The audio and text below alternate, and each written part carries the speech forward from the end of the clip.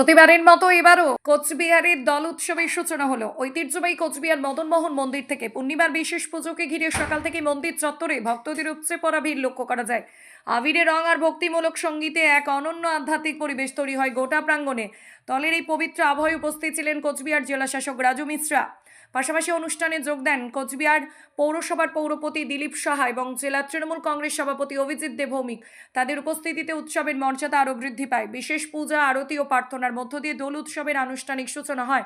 ভক্তরা ভগবান মদন মোহনের চরণে আবির অর্পণ করে সুখ শান্তি ও সমৃদ্ধির প্রার্থনা করেন। প্রতি বছরই দিনটিতে মদন মোহন মন্দিরকে কেন্দ্র করে দোলের সূচনা হয়। কোচবিহারবাসীর কাছে এই উৎসবের আলাদা তাৎপর্য রয়েছে।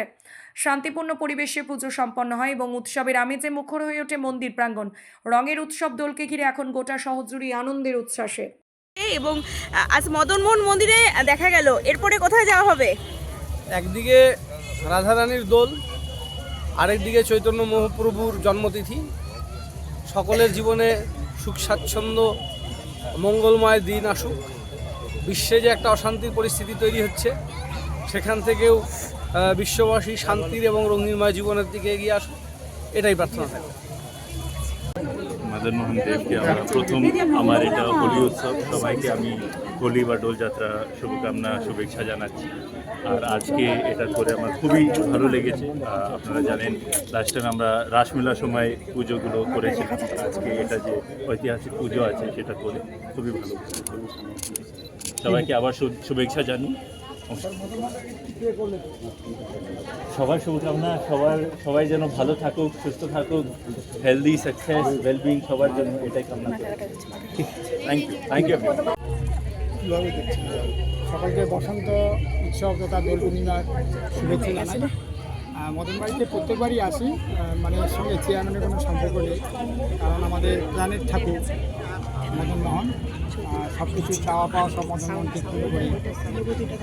আজকে একটু বাড়তি পাওনা যে চেয়ারম্যান হিসাবে যাতে আগামী দিনে কোচবিহারবাসীর জন্য কাজ করতে পারি, কোচবিহারবাসীর মঙ্গল কামনায় মদনবাড়িতে আসা এবং বাবা মদনমোহনের কাছে এটাই কামনা করছি যে আগামী দিনে কোচবিহারের মানুষ যাতে ভালো থাকে এবং যাতে মানুষের জন্য কাজ করতে পারি, এটাই মদনমোহনের কাছে আমার কামনা।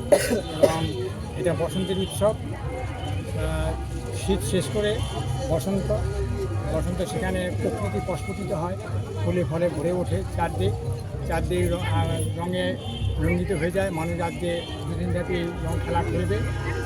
মানুষের কাছে একটাই আমার আবেদন থাকবে যে বাচ্চাদেরকে সতর্ক রাখতে হবে, কারণ আজকাল রঙে বিভিন্ন ধরনের কেমিক্যালস ইউজ করা হয়, সেটাতে বাচ্চাদের ক্ষতি না করে আর একজনের আনন্দ যাতে অপরের ক্ষতি না করে, আমরা যাতে সকলে মিলেমিশে এই দুটা দিন শান্তিপূর্ণভাবে অতিবাহিত করতে পারি, এটাই সকলের কাছে।